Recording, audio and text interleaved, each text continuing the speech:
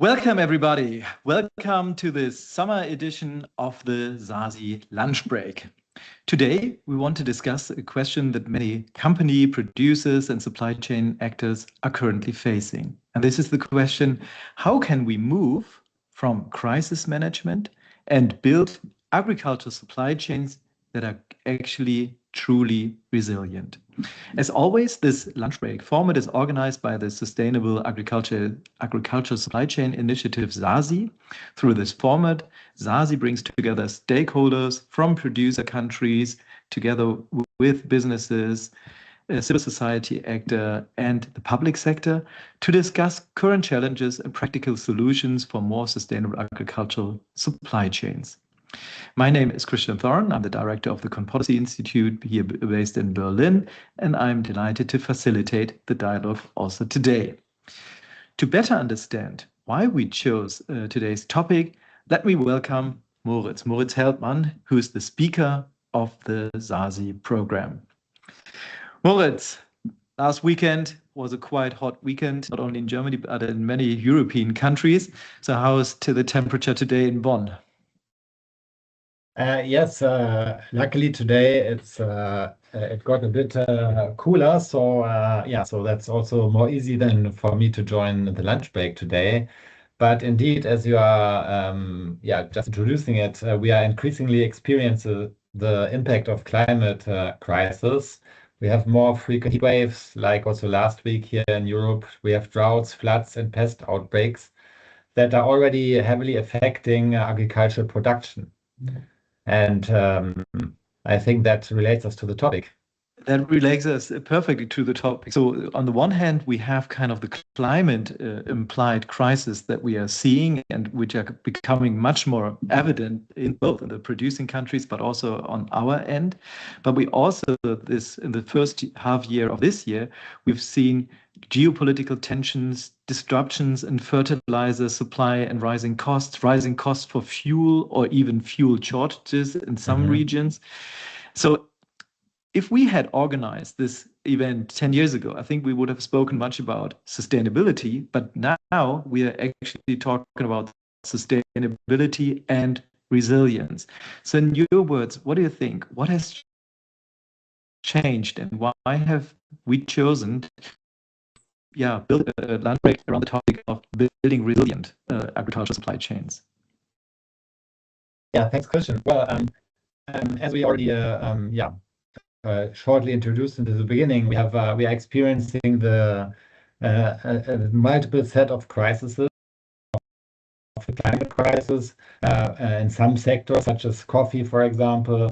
The area suitable for cultivation could decline by 50% until 2050. We have similar trends also in other agriculture value chains. And at the same time, agricultural supply chains are becoming more exposed to external shocks. We have pandemics, geopolitical conflicts, as in particular this year. We have trade tensions and disruptions of input, for example. We have energy and transport markets have shown so how quickly the trade can be affected by all these different set of crises. And it also shows how interconnected our global food systems are. And I think that the biggest change is for agricultural supply chains, that these shocks and risks are just no longer isolated events, but that they become more frequent, more interconnected, and also it's more difficult to predict them, and they reinforce also each other. So this fundamentally changes also how companies basically need to think about their supply chains.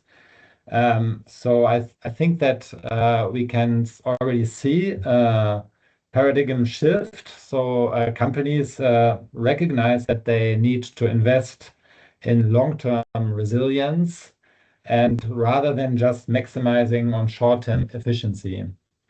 And so that's really impressive. So multiple crises, not isolated, but all coming in a way together much more frequently.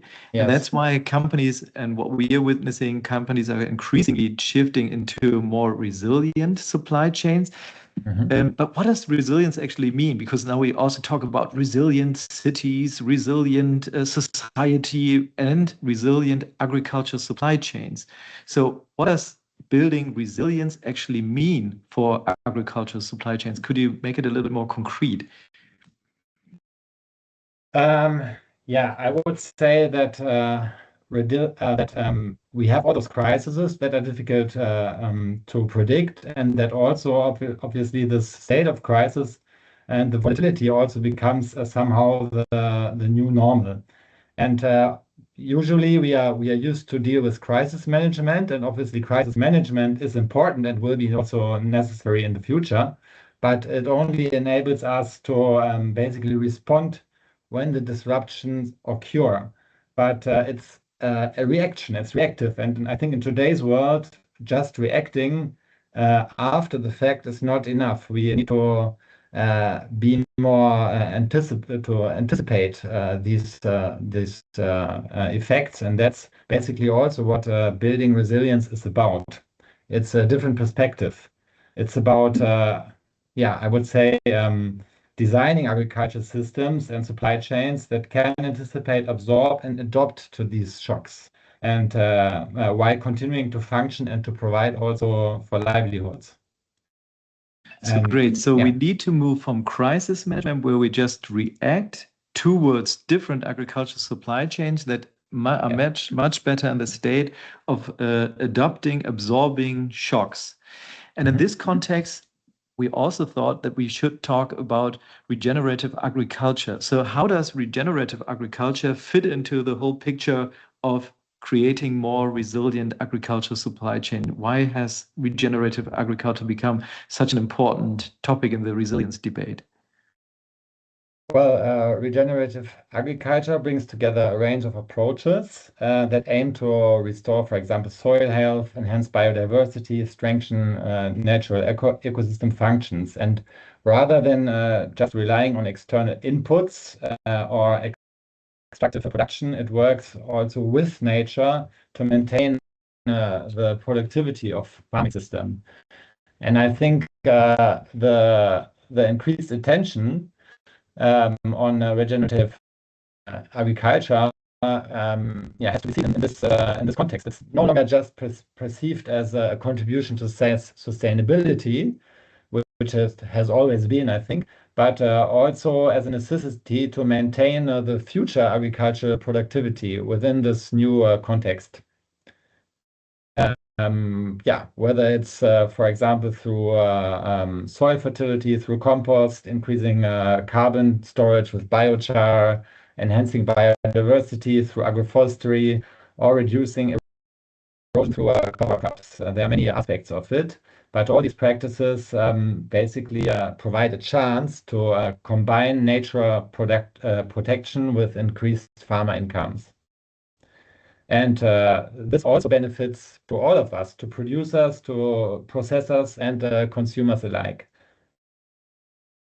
Thank you very much, Moritz. So I think it was very helpful that you showed kind of why this topic is so important, why we need to move from crisis management that was part of what we needed to do in the first half of this year so much, towards more resilient agricultural supply chains, and how regenerative agriculture fits into this whole picture and the debate about resilience. Thank you very much, Moritz. Thank you. We will see each other again at the end of this session. I'm looking forward to the session. Great. Thank you, Moritz. And that brings me to maybe a summary slide. So if we want to kind of get a better picture of what we actually mean when we talk about moving from crisis management to tomorrow's resilience, one might summarize it in the following way. So crisis management is characterized by responding to, for example, fertilizer shortages, managing the rising fuel and input costs, coping with market volatility, and securing supply during times of disruption. That's crisis management. But if we want to move beyond crisis management, then we need to think about resilient agricultural supply chains. And as Moritz has already given us some hints of what this might include, it is reducing dependence on external inputs. It is improving soil health and resource efficiency, and it's building long-term partnerships so that even in times of crisis, the partners help each other in order to maintain their sourcing partnerships, and in investing in diversified and resilient farming systems. So that brings us to the regenerative agriculture practices. So that is one picture that came into my mind when I thought about what does it actually mean when we talk about moving from crisis management to resilience. So now we have spoken a lot. Now I would be interested in your perspective. So we will open 3 polls, and we will start with the current impact of the different crises. To what extent have the agricultural supply chains you work with have been affected by rising input costs and supply disruption during the last 6 months? Very strongly affected, moderately affected, slightly affected, not affected, or don't know. So it would be great if you could participate in this. Let's take 10 seconds. 10, 9, 5, 4, 3, 2, 1. And so what we see is 55, more than half, a little bit more than half of you said moderately affected. Then we have a fifth, very strongly affected. So that in total is around a little bit more than 70% said moderately and very strongly affected.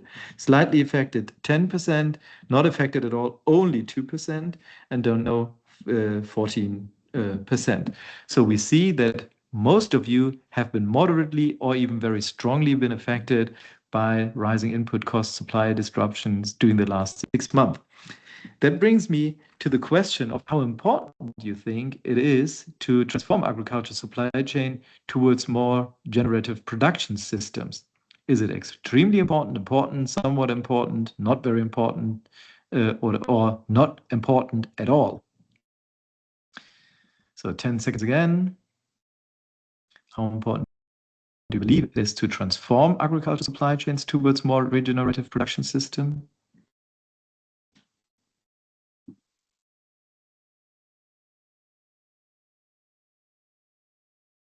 Okay, here the answer seems to be very, very clear. Almost all of you say it is extremely or important, and even 80% say it is extremely important. So if we all agree that it is really important or extremely important to move towards regenerative production system, then let's ask the next question of what do you see as the biggest barriers to scaling regenerative agriculture? And here you can click on not just one item, but many items, or as many items as you like. 10 seconds again. What do you see as the biggest barrier to scaling regenerative agriculture? 8, 7, 6, 5, 4, 3, 2, 1, 0. Oh, okay. So the biggest barrier is financial cost and investment needs. Then we have, with 20%, lack of farmer capacity and technical support, lack of business incentives. They are almost equally to the lack of farm capacity. And then market and sourcing pressures, and then with a little bit less support is limited evidence and uncertainty about impact. So that's only a minor issue. And the policy or regulatory barriers are also not the obstacles. So thank you very much. So we have seen that the current crisis had an impact very strongly or moderately, at least on many of you and most of you. Most of you, almost all of you, think it's important, extremely important, that we transform our agricultural supply chains in the direction of regenerative production systems. And the biggest barriers you witness are financial cost and investment needs, followed by lack of business incentives and lack of farmer capacity, followed by market and sourcing pressures, and a little bit with much less support, limited evidence, and uncertainty about impacts of policy and regulatory barriers. Okay, great. With these insights, let us move to our experts and jump into a really insightful debate. So that brings me to Dr. Natalia Fernandes Carr. She's an agroeconomist with a master's degree in plant nutrition, an MBA in business management, and a PhD in science. She serves as ESG manager at Cooxupé.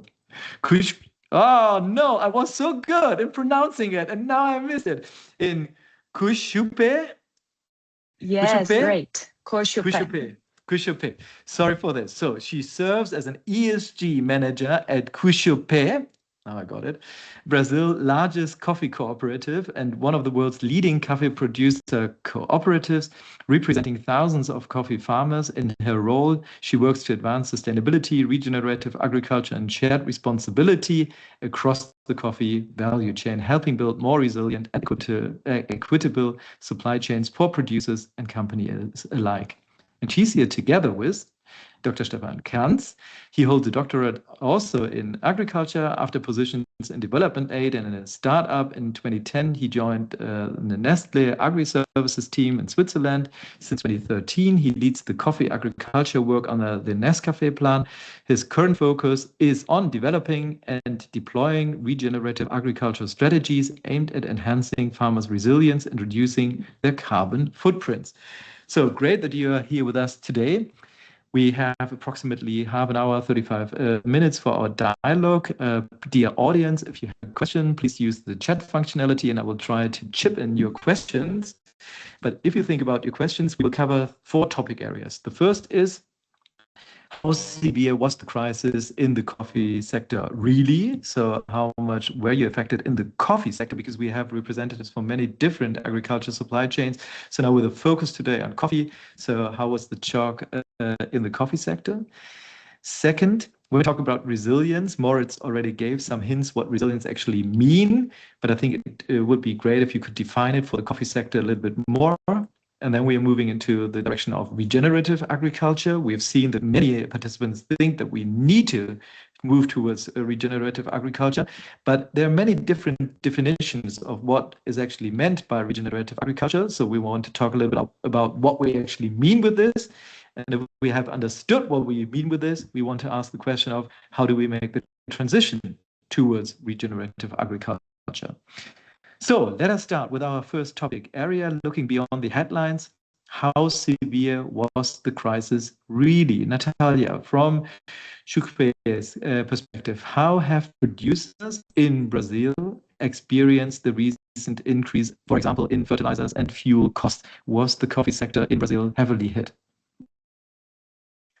Okay, so hi everyone. About the fertilizer situation. So at first, here in Brazil, we do our soil analysis during July, around July and August. So we really are used to use this soil analysis to make sure that we're going to apply the correct amount and the type of fertilizers that we're going to use. So what I'm saying this is because coming back to the Russia and Ukraine war, when it started, we were desperately, mainly because of the uncertainty of receiving the fertilizers here. So this uncertainty around availability made us to jump to conclusions about like buying these inputs earlier in advance. So producers paid higher costs, when the war started. The cost of the fertilizers went to the roof. So we bought it in higher prices, and when we went to apply these inputs in the soil, the prices were normalized. So when the Hormuz Strait situation started, producers didn't act in advance. I'm talking about coffee again, because we will start doing the soil analysis now and in August, and we will apply these inputs to September, October. So this is when the producers will buy. So by this meaning, we didn't see a lot of impact this time with the fertilizers costs. But of course, in the fuel costs, we saw, like in the activities in the field, we use diesel, for example. So the costs kind of affect costs of production to producers. But here in Brazil, government subside a little bit of the cost of gas. And also thinking about the freight, Cooxupé also subside the producers the cost to bring the coffee to the warehouses and also to bring the coffee to export. So the cost of production for the producer wasn't much exposed to these variations. So, but I think so that's for the question. Cooxupé, what I take from it is fertilizer-wise not so much affected, on the fuel to some extent, but also not too much. So all these shocks haven't really hit producers in Brazil at Cooxupé very much. Yes? Yes, we have a fair in February, and we said to the producers that are part of Cooxupé, like, we have some stock of the fertilizers here. So if you want to buy in advance, you can do something that we do also here at Cooxupé. We do the exchange, so they can buy inputs or machinery or whatever they need, and we will deliver, and they can pay this with coffee. And they can split this bill like in 1, 2, or 3 years. So the ones that wanted to buy in advance, but it wasn't the majority, it wasn't an expressive number, they can buy and they can do this barter, this exchange. But because we had this stock, but this time we didn't act in advance because of this. Stefan, from what region is Nescafé actually purchasing? And would you agree that this situation that we have just heard from Cooxupé is representative for also other world regions? Or would you say, no, we need to distinguish here a little bit? I mean, we are buying from all over the world. So we have about 12, 13, 14 key origins. Some, of course, are much higher. Of course, Brazil is super important, Vietnam, but a lot of other countries, Mexico, etc. I think it's important to distinguish a little bit, because on the one hand side, we see that there are very efficient farms and farming systems and origins, especially Brazil, also Vietnam. They had quite some good years also in the past. Prices were at unprecedented levels, so they have been able to make, under normal circumstances, good money. And now they are getting, of course, the hit, but as mentioned by Natalia, this can be managed accordingly. But then there are also these other countries where farmers are at a different level.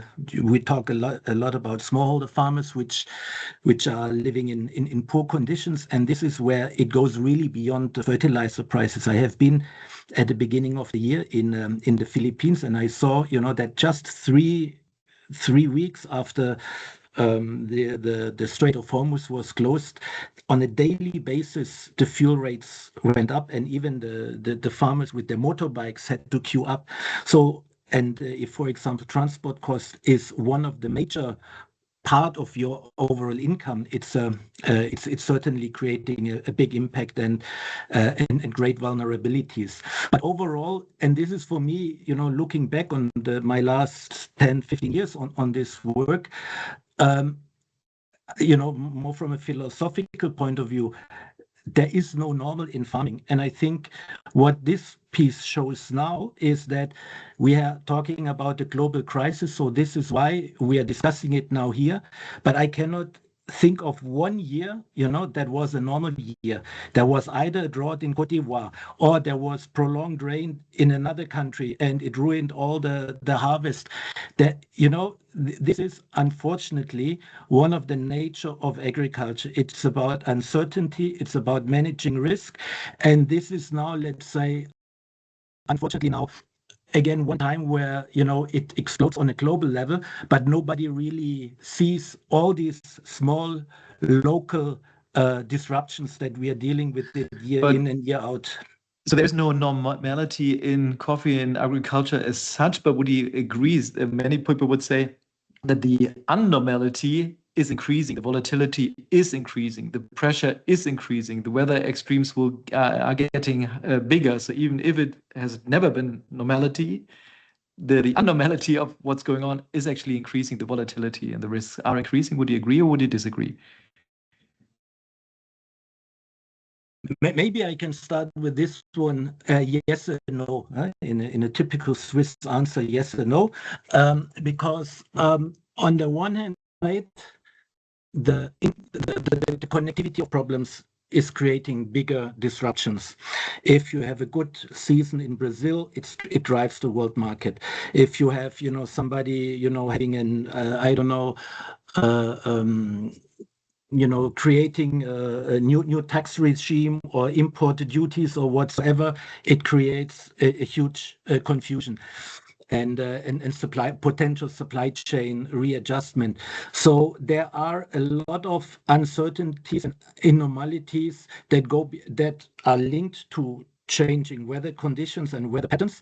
However, I would not generalize that, because for me, Vietnam is a great example how they manage resilience. And I hear for the last 15 years, they're not efficient and they're using too much inputs and whatsoever. And if you look at the tremendous success they have, moving smallholder farmers out of poverty, increasing productivity, despite all these insecurities, I think we have to have a differentiated view, but for sure it's getting much more complex because of the interconnectivity of different issues that we have to deal with. Natalia, that brings us to the question, to our second topic areas. What do we actually mean when we talk about resilience? So first of all, would you actually agree to the proposition behind our lunch break today that we should be moving from crisis management to more resilience? Would you agree that there is a need, and if so, why? Yes, I totally agree. We need to stop just reacting to the situations and start building this resilience, of course. In a producer perspective, resilience is keep producing coffee, even though we're facing climate variation or crisis all over the world, geopolitics. It doesn't matter what is happening around the world. Producers, if we think about what Stefan said, if we think about their livelihoods, their living income, they need to produce coffee. That's their business. So resilience means producing coffee. And how we do this is through partnership between the crops and buyers. So we're enabling these long-term relationships enables producers to know that they can keep producing coffee and investing in their farms, investing in this transition, if you want to talk about Regenerative, to make sure that they will keep in the activity. So another thing to enhance this resilience is thinking about technical and financial assistance, always to the producers. So they need to better understand the costs of production. They need to better understand how to be more efficient, how to use inputs in a more efficient way, so they won't be that the necessity of having these outside inputs will reduce often. So if we really think about resilience in the field level, we have to think about building a soil profile in a healthy soil profile. Well structured, and it takes time. So for you, resilience from a producer perspective would be partnership, technical capacity, and healthy soil. These are the key ingredients for resilience. Yes. Okay. Yes. Stefan, we would can you put it would you agree? Would you add to this? Would you disagree? So if we talk about resilient agricultural supply chains, particularly in coffee, are these the key ingredients? I mean, for the farming part, I definitely fully agree. Maybe less on the Brazilian side, maybe more on the with the smallholder farming side. I would include also the diversification piece, so that farmers are less dependent on one crop or one commodity, but being a little bit broader. But we are talking about supply chains, and I think that's for me really an important element, because the first bottleneck is the farmer. If the farmer, no matter how big or small the farm is, if the farm decides not to grow any coffee, it's game over. So this is very, very clear. And we need basically to preserve that, and we need to make sure that there is always a good business proposition that farmers see a good value added in growing coffee. Now, the supply chain is going beyond the farm, and I think this is something that we tend to forget a little bit in these discussions, because except for Brazil, which is super efficient, which is doing a fantastic job, these multi-billion-dollar industries rely on smallholder farmers, and day in, day out, somebody is buying the coffee. And last year, when the coffee prices were really at the very high level, I can tell you, if you have a 20-ton truck, which is going around in the village, and you have to pay the farmers, it was $4,000 or $5,000. At the end, we talk about a price which is 20 tons. It's $80,000, $100,000, and then you do this 3-4 times, and then basically on an on a daily basis, small businessmen have to maneuver, have to distribute $500,000 up to $1 million every day, and have to make sure that the farmers are getting paid, that they are selling it then to somebody. The coffee is stored in a warehouse with tens of thousands of dollars, and then you have a watchman sitting somewhere up country making sure that the coffee is protected. And if you look at all these small nitty-gritty pieces, and then you look at all the supply chain disruptions we had, from COVID to Strait of Hormuz and all these kind of things, and every time there is you get your, no matter if it's an Nescafe or an espresso or whatever your favorite brand, you have it on your shelf in the supermarket, day in, day out, and always at the same consistent quality. So I really want to make a shout out that we always, I want to avoid that we always look at that the glass is half empty, but what resilience is in there, that this is happening day in, day out. And I cannot recall here at the German grocery stores when there was no coffee available. And I think we should not take that for granted, because there are so many people and stakeholders involved to make that work all around the globe. And that shows that there is a resilience embedded, but it doesn't mean that this is good enough. So we need to work along all these levels. But I just want to give a small shout out, because we take sometimes things for granted which are not so easy to achieve. So thank you very much for your both contributions. So what I take from this discussion is, when we talk about resilience, it's important that we distinguish or say what we actually mean. So we mean the resilience of the producers, the smallholders, and what needs to be done to make them more resilient against shocks. And here we learned, diversification, technical capacity, improving their soil, and partnerships. But then, as Stefan has said, of course, we also need to think about the resilience of the whole agricultural supply chains. And there are so many more actors involved. And so if we want to ensure that the whole system works, we actually need to take into account the whole system and make the whole system more resilient, with a particular emphasis, as I understand it, on the producers, because they might be, or they are, the weakest link in the whole thing. Okay, great. That brings me now to the question of regenerative agriculture, because some would argue, and I think, Natalia, you already highlighted and made the connection, that of course, healthy soil is a key component of such a resilience approach, particularly for the producers, the smallholders. So how does regenerative agriculture fit into the debate about resilience? And could you define it? Because there seem to be many people claiming that resilience is key, but then there are different understandings of what it actually means. So how would you define resilience? Sorry, regenerative agriculture. Sorry, how would you define regenerative agriculture? It's quite hot in this room. Sorry. Okay, first me. We're really building this common language. There is a regenerative coffee guidance that we built together with as a common language with GCP, and I'm pretty sure like Stefan is always also there. So this is something that I think it's very important, and it's where we are all together, like we, and by we I mean researchers, producers, co-ops, buyers. So everyone that is part of the coffee value chain is there building this definition to Regenerative. Of course, respecting the uniqueness and from the different coffee regions, different countries, the way of producing.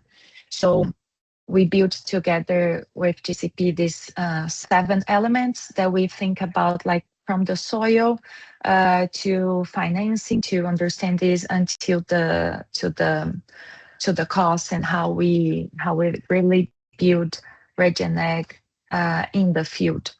So I think this is very important to highlight that when we are all together, we build a common language, and then it doesn't come as a mandatory, as a I don't know if I can say like a imposition to the producers in the field.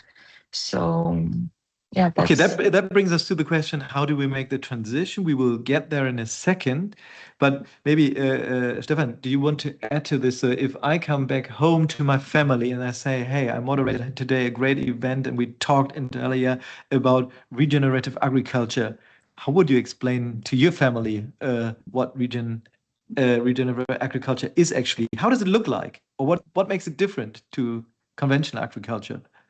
So I think the Moritz was already spot on defining it. If somebody wants to have further reading, look at the Global Coffee Platform. We have done altogether a great work to put a clear framework on regenerative agriculture for coffee in place around the topics of soil, water, biodiversity, and the livelihoods of the farmers. It should be always on helping the farmers. And that's where, let's say, organizations like Global Coffee Platform play a big role in making sure, that there's a coherence, and that there's also ideally also a clear interpretation at the market or at every origin. The farming systems are different. There needs to be some adaptation. Is that after defining the what, then we also define now the how. How are we qualifying now? Okay, sorry. Yeah, we'll get there. We're coming to the how. Just 2 questions from the audience.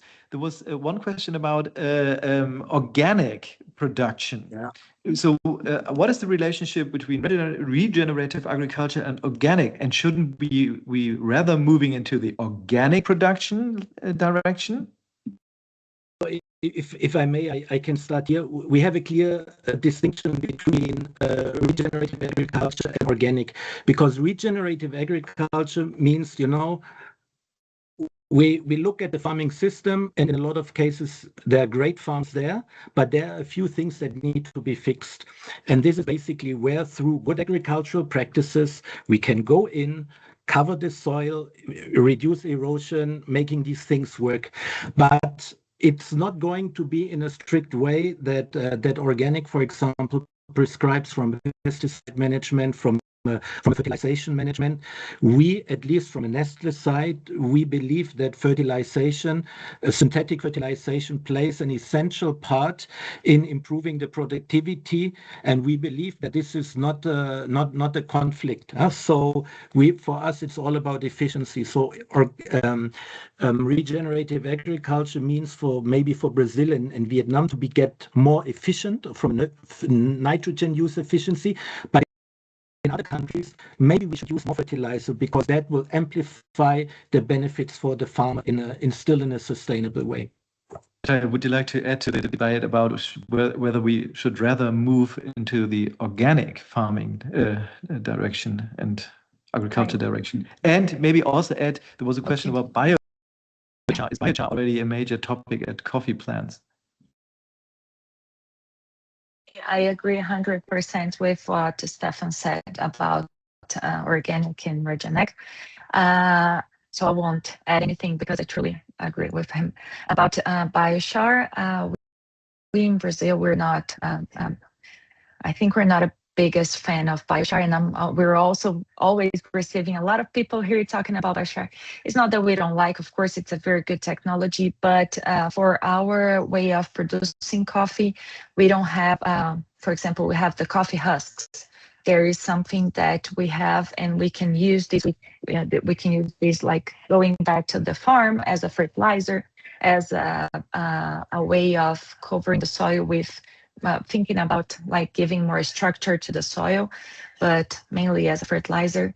But we don't need to bring this coffee husk to a facility to become a biochar, and then we have all the logistic and also the payment to the producer, then pay again to have the biochar and then to apply. So I know that maybe in other places they cut more the coffee plants and different way of Brazil, but for now I don't see biochar like really growing in Brazil if we're thinking economic also way. Okay, thank you very much for responding to this kind of participant question. Okay, now we have established that regenerative agriculture is a future that we should pursue. Then the question is, how do we do the transition from the way in which we conduct now agriculture to more regenerative agriculture? Natalia, what support do producers need to adopt regenerative practices? Okay, so there are several ways of helping the producers through this transition. I said at the beginning, like building this soil profile, this healthy soil, it takes time. It doesn't come like overnight. And so producers really need help to through this transition. So if we think about, we're always talking about shared responsibility, so we can also talk about sharing costs, for example, of this sustainable way of producing coffee. So, for example, what we're already doing here in Brazil is using cover crops, bio-inputs, resistant cultivars, other ways of compost, for example. So all of these have costs, and if we think about like the place of like who needs to do what, so the buyers, they can put a premium or award or to the producer so they can reinvest in their coffee farms. If we think about the public sector, we can think about like better rates, better subside, better credit lines to the producers that are investing in green. As we can say, I think the producers that are investing in regenerative agriculture, in agroforestry, or other types of bio-inputs, for example, they have better rates. They have different type of credit lines. So this is something already the government also do. We've talked a lot about long-term relationships, and this is very important. And the last one that I want to highlight is technical assistance. We always have to come back to research and how we apply this in the field, what researchers are doing in the university. So all the technicians, they are the ones responsible to replicate this in the field and bring this knowledge to the producers, so they are really using the regenerative technology or the new technology. It's not new because we're just coming back to all the things we used to do in the past, like covering the soil and all.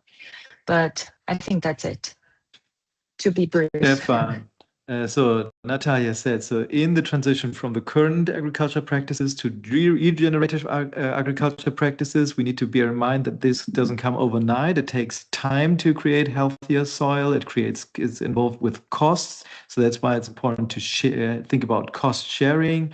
Public sector support in terms of credit lines and subsidies may be truly long-term relationships so that you can work on this together, and technical assistance. Would you agree to this? And would you be willing, as an important purchaser of all this coffee, to play your part of this responsibility?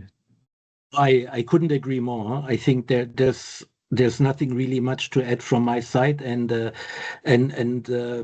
think what is important is really to have a pragmatic approach, because the whole concept about transitioning, this is very abstract, but at the end it's really about looking what are the value drivers. You don't need to do everything at the same time.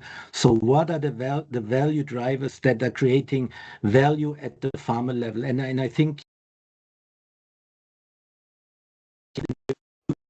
I said, we have a very big and successful project, Coffee Plus Plus. We have it in 4 origins, and I was just in the Philippines, where the technical competency, the training concept on some key economic perspectives, which are equally important through the farmer business school concept, was coming from GIZ. We were bringing in the agronomical piece on the regenerative side, and we have seen that with this, farmer have been able to increase productivity from 300 kilos now on average to a ton. Of course, this is a very unique case in the Philippines, but there are ways to drive really this change, and I think there are opportunities. Stakeholders like Cooxupé or Nestlé, they have the outreach to the farmers. We have to see that we are all investing in a public good. We are not investing in a supply chain, because the money goes back into the rural areas, and I think that's an important element. And here, of course, we play our role. We provide more than 100,000 trainings every year. We are investing in research to have everything backed up by science, and of course we provide new planting materials and other elements as part of the Nescafé plan. Stefan, maybe just a short response. Somebody was also asking, of course, we also need to get the consumers on board and need them to understand that they need to pay more if we want to have better soil, water, biodiversity, and make sure that the people along the supply chain, and particularly in the producing countries, also get their fair share. Do you think that the consumers are on board here? Look, first of all, this is a super complex topic, and always, the experts are talking and having big discussions and very intellectual discussions. At the end, how are you bringing that down into a 6-second Instagram or TikTok message? You cannot simplify it so much. And we see that there are a lot of consumer surveys where they say, are you willing to pay more, for blah, blah, blah, blah, blah. A lot of people say yes, but at the end you don't see it then at the point of sale. So I think it's rather to do it the other way around, to say this is what consumer expecting. Consumer are expecting that the products that they are buying is coming from is produced by a company which is responsibly producing it, with all the impacts on the supply chain, and taking care of their partners, and in our case the farmers are the partners. And there are a lot of things that need to be fixed. I'm not downplaying the things, but this is where people would expect that there is a proactive engagement to fix things. Thank you very much. Time is just flying by. I think we could continue for hours, and there are still some more questions that I haven't brought from the audience, but unfortunately we need to come to an end. And I have 3 different topics, and I would like you to give a brief answer to these questions. So, Natalia, what do you think? What is the biggest myth about regenerative agriculture? Yes. Okay. So that regenerative agriculture means lower productivity. I think that's the biggest myth, because when it's applied in a correct way, we will have productivity in long term while restoring natural resources also. So the myth is that regenerative agriculture leads to less productivity. Stefan, what do you think is the biggest myth when we talk about regenerative agriculture against, you would argue? This is a new and fantastic, innovative concept. It is built on really common sense, on pragmatism, on practices which have been there for many decades, but it is brought now into a meaningful concept that really drives value. So now these were myths about regenerative agriculture. We also spoke much about resilient supply chains, and somebody really liked your idea of not supply chains, but people change, global people chains. So when we talk about these resilient supply chains or people chains, what is the one thing people consistently underestimate when talking about resilient supply chains? Stefan. Look at the point of sales. Look which products are there and which products are not there. This is the ultimate KPI, and there is a lot that needs to be improved. But just by the mere fact that day in, day out, in constant quality, the products are there on your shelf to be consumed is showing that we do day in, day out our best to maintain the resilience as much as possible. Great, thank you. Natalia, what is the one thing people, do you think, consistently underestimate when talking about resilient supply chains? For me, is the importance of trust. So the importance of trust, because strong relationships between co-ops, buyers, and producers, and all this is what really makes the supply chains resilient during crisis. Thank you. And then the last question would be, what is the one thing organizations should start doing tomorrow to build more resilient supply chains? So what is kind of the essence of what we have been discussing today? What should be done directly starting tomorrow? Well, like invest in the farmers, like invest in the farmers' capacity, thinking about technical assistance, knowledge sharing, long-term partnerships.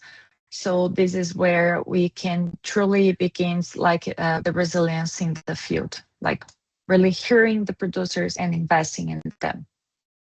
Thank you. And Stefan, what do you think? What would be your call for action when we look at the participants?